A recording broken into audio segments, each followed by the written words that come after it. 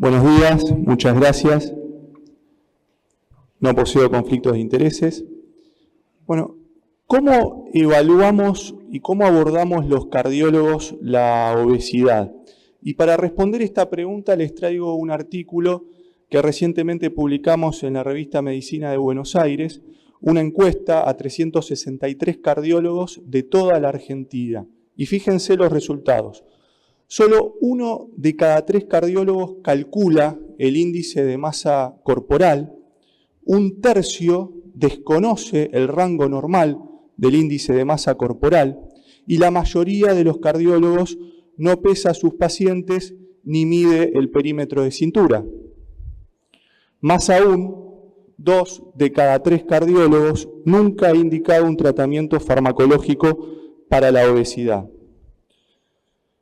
Entonces, cuando estamos en el consultorio frente a un paciente con múltiples comorbilidades, múltiples factores de riesgo cardiovascular o incluso enfermedad cardiovascular establecida, tal vez eso es la punta del iceberg y el problema es mucho mayor, la condición es mucho más compleja y en muchas ocasiones está sobrevolando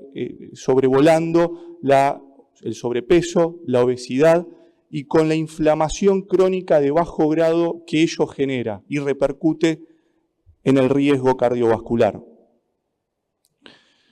En el continuum de la aterosclerosis, sabemos que la aterosclerosis es un proceso crónico en donde la exposición acumulativa a una determinada noxa en el tiempo lleva a disfunción endotelial, lleva a la formación de placa, a su vulnerabilidad, y en última instancia lo que queremos prevenir todo cardiólogo, que es el accidente de placa y el evento.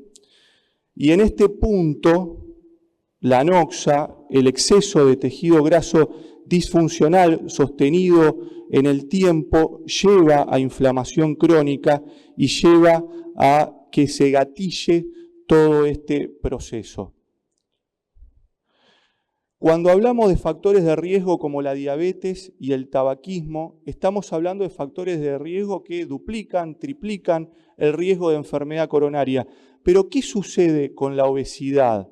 La obesidad definida por el índice de masa corporal.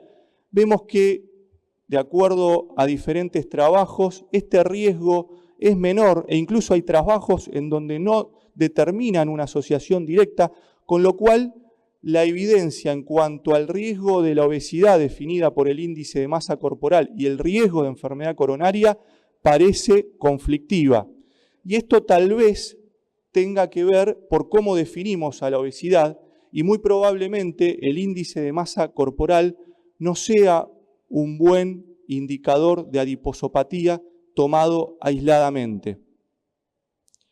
En este ejemplo, 2 situaciones, 2 personas, ambas con el mismo índice de masa corporal, 35, que está en el rango de obesidad, pero claramente no tienen la misma composición de grasa, no tienen la misma composición muscular. Entonces no estamos frente al mismo paciente, al mismo fenotipo.